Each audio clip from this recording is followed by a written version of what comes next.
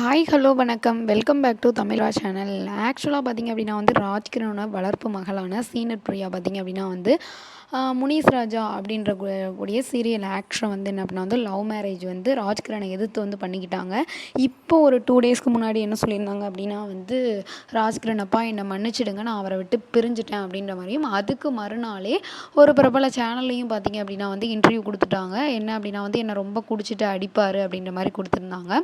So இப்போ பார்த்திங்க அப்படின்னா வந்து அதே மாதிரி எனக்கு ராஜ்கிரண் அப்பா சைடுலேருந்து நிறைய வந்து உதவிகள் வந்து கிடச்சிச்சு.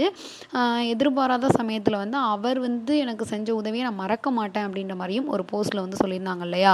ஸோ இப்போ பார்த்திங்க அப்படின்னா வந்து ராஜ்கிரண் உண்மையிலே அவங்க லைஃப்பில் வந்து நடந்தது என்ன, அவங்களோட பொண்ணோட டிவோர்ஸ் மேட்டரில் என்ன இஷ்யூ நடந்துச்சு அப்படின்றத வந்து சொல்லியிருக்காரு. என்ன சொல்லியிருந்தாரு அப்படின்னு பார்த்திங்க அப்படின்னா வந்து அந்த முனிஸ் ராஜா அப்படின்ற கூடிய அந்த சீரியல் ஆக்டரும் அவரோட குடும்பமும் பார்த்திங்க அப்படின்னா வந்து கொல்லிமலை சைடு போய் வசிய மருந்து வச்சு நிறைய பொண்ணுங்களை அந்த வலையில் சிக்க வச்சு அவங்கள்ட்ட இருந்து பணம் பொருள் இதை பறிக்கிறது மட்டும்தான் அவங்களோட வேலையாக இருக்குது. இந்த மாதிரி 7-8 பொண்ணுங்க வந்து அந்த வரிசையில் சிக்கியிருக்காங்க. அந்த வரிசையில் என்னோடய பொண்ணு வந்து சிக்கிட்டா. அதாவது என்ன அப்படின்னா வந்து என் பொண்ணை வச்சு அவன் வாழணும் அப்படின்னா அவன் நல்லவனாக வந்து இருக்கணும். சும்மா குடிச்சிட்டு என் பொண்ணை போய் பணம் வாங்கிட்டு வா அது வாங்கிட்டு வா அப்படின்ற மாதிரி வந்து அடிக்கக்கூடாது. என் பொண்ணை கல்யாணத்துக்கு முன்னாடியே நான் வந்து சொன்னேன், அவன் உன்னை 1 வருஷம் ஒழுங்காக வச்சுருந்தான் அப்படின்னா நானே உன்னை ஏற்றுக்கிறேன், இல்லைனா என் மூஞ்சிலே முழிக்காத அப்படின்னு. என் பொண்ணும் அதே மாதிரி ஒரு 5-6 மாதத்துலேயே வந்து பிரிஞ்சு வந்துட்டா. இப்போ அவள் பிரிஞ்சு வந்து 5 மாதம் ஆகுது. நான் தான் வந்து தனி வீடு எடுத்து அவளை வந்து தங்க வச்சுருக்கேன்.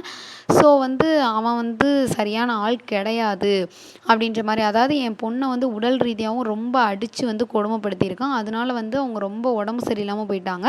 அது எனக்கு ஆரம்பத்தில் தெரியாது. அதுக்கப்புறம் ஒரு ஆள் மூலமாக தெரிஞ்சு தான் நான் போயிட்டு ஹாஸ்பிட்டலில் வந்து அட்மிட் பண்ணேன். ஸோ அப்படி தான் வந்து என்ன அப்படின்னா வந்து இவருக்கு வந்து தெரிஞ்சிருக்கு. அதுக்கப்புறம் தான் இவரும் பொண்ணை வந்து தனியாக வீடு எடுத்து தங்க வச்சிருக்காரு அப்படின்ற மாதிரி வந்து சொல்லியிருக்காரு. ஸோ வந்து என்ன அப்படின்னா வந்து இவர் சொல்கிறத பார்த்தா முனிஸ் ராஜா அந்த பொண்ணுமே இன்டர்வியூவில் அதே தான் சொல்லியிருந்தாங்க. ஸோ குடிச்சிட்டு ரொம்ப வந்து டார்ச்சர் பண்ணுறாரு அப்படின்ற மாதிரி.